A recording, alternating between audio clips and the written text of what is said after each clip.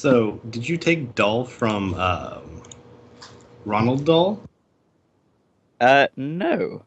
I think I just used the name generator and used it, and Okay. you know, I was just going to laugh because because you know who Roald Dahl is, right? yes, I do. In Okay. fact, he lived right next to me.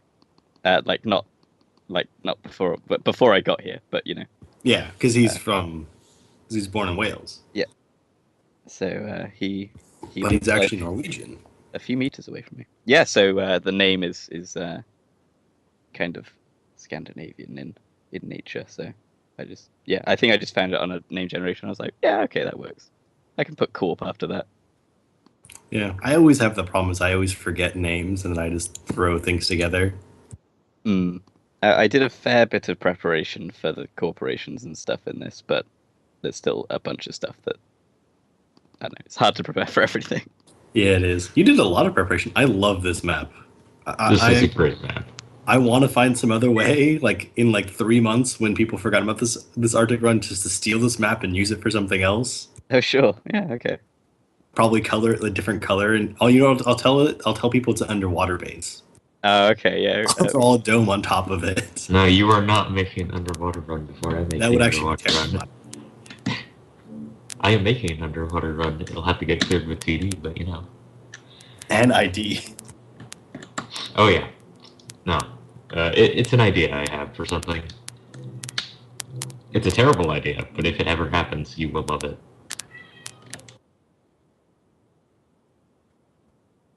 Well, I'll let my friend know that you liked it. He did the classic artist thing where at the end he was like, "Man, I'm really afraid that this is just like a pile of shit." And I was like, "Okay, you need to calm down because this is a good map." Because all my maps are just kind of boxes that I draw on a grid, and then just kind of put text on them that says what they are. Mm. That's the extent of my map making skills. That's the sort of thing I would usually do, and I could never draw anything like this. But I was like, going to a different environment, it's like kind of hard to envision it. So I don't know. I thought it would be a good chance just to have some visual aids. Yeah, this map definitely gives you the out in nowhere feel, desolation. Yeah, and the scale, it's a little hard to get an idea of the scale, but you can see some of the doors on some of the buildings. So if you just imagine that's like human size. What I get from the scale is this place is composed of a lot of small buildings that are spread out. Yes, very far spread out. Yes. With a big tower in the middle.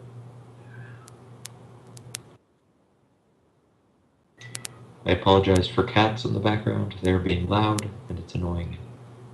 It's all right.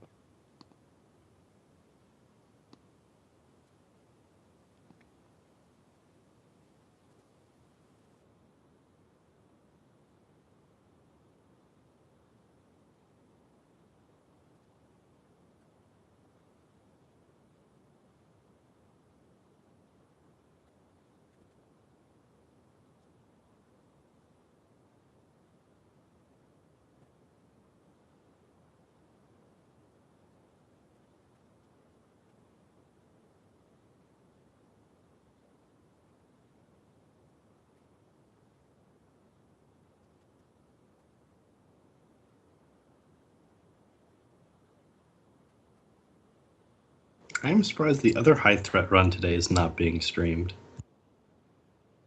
There is another run being streamed right now. There is, but it's not the other. Because there were two very high to extreme threat runs like within an hour of each other. Yeah. Yeah. There's this one, and then there's the convoy. I felt bad about that, but I couldn't do it yesterday, so Yeah, I'm glad I wasn't available yesterday. I hooray! managed to get my initiation in, so it made me happy. Absolutely. Warden isn't back yet, is he? White Ghost? I don't think so. No. Kind of need everyone here before I go into the Arctic base stuff. Oh, can I just ask a question? I don't know if it might be a role I need to make, but with regards to matrix security, if you go into, if you reach 40 on your Overwatch in a place like this, I mean, I suppose you might get kicked from the net, but I don't suppose any guard squads are gonna move in and try to take you out in the Arctic Circle. Right. So the quote unquote benefit of being in a place this isolated is there's really no law at all. Like, you can pretty much do whatever you want. There are other difficulties that you may be discovering in time. Of course. Like, that's actually a question I would like to ask, based on our Matrix expert and our lovely guide. Is there enough of a grid? There's not enough of a grid to support power, which leads me to believe there's not enough of a grid to support smart links. So there are some difficulties. Okay. You are going to be facing difficulties to do with how technology functions in a place as isolated as this. The way I have been told is that it typically, you're typically going to be fine, but there may... okay, so you're going to discover as we go. So Okay. I don't want to go into too much. Running a rating 7 comm link with the sat link, so hopefully noise shouldn't be too much of an issue. Right. So everyone is here, so I will be happy to elucidate on exactly what issues you will be encountering, as you will be encountering them quite quickly. Just real quick, I just realized there's one more thing I'm going to grab just because it's a survival thing. I'm going to grab Wix, it's availability for one of the collapsible hatchets, so I could use it for survival things out in the wilderness. Absolutely. It's not going to be used as a weapon. It's going to be used for I need to cut down a tree. You got it. Or chip ice in this case.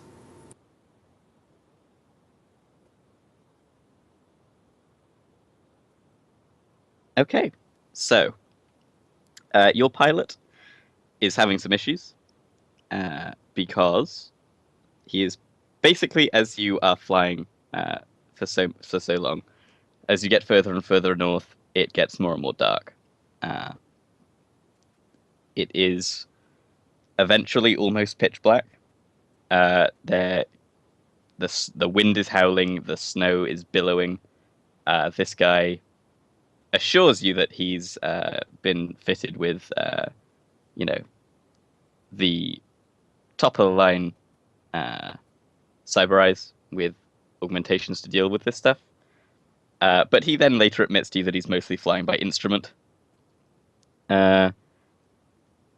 So everyone make me an edge check.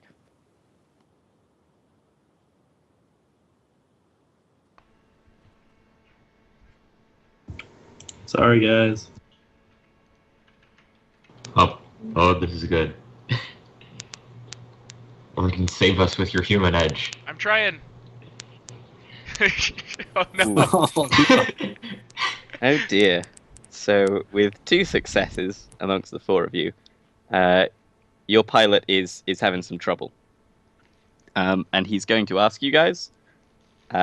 He's basically going to say, so we're encountering a bit more resistance than I would have thought. I can probably make it to the chopper pad, but it's going to get choppy. So... Would he accept as a one-time thing, because I befriended him, my leadership to like rally him, like, no man, you can do this. You're the best pilot. You can absolutely leadership him. His alternative offer is that he can try and land outside of the base. But that has its own problems. Let me see what I can do. I'll call my machine sprites, Gizmo, and try to run diagnostics on his on the helicopter. Okie dokie. Diagnostics.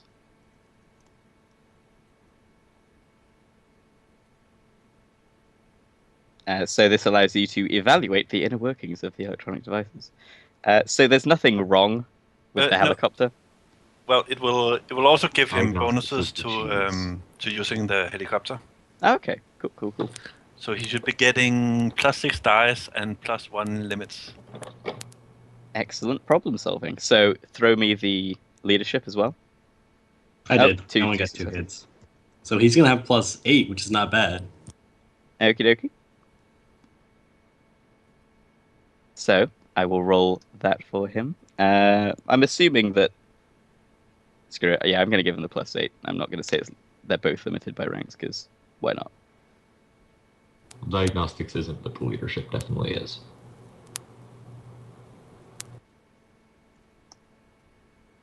Bam. So he manages to get 8 successes on his piloting check, Nice. and he zooms across, and he's like, "All right, I can do it!" And he lands on the helicopter pad, touches down. No problem. And he lets out this sigh of relief, and he's like, "Oh, Jesus, that'll put hair on his chest." Well done. I'll pat him on the back. He grins, and yep.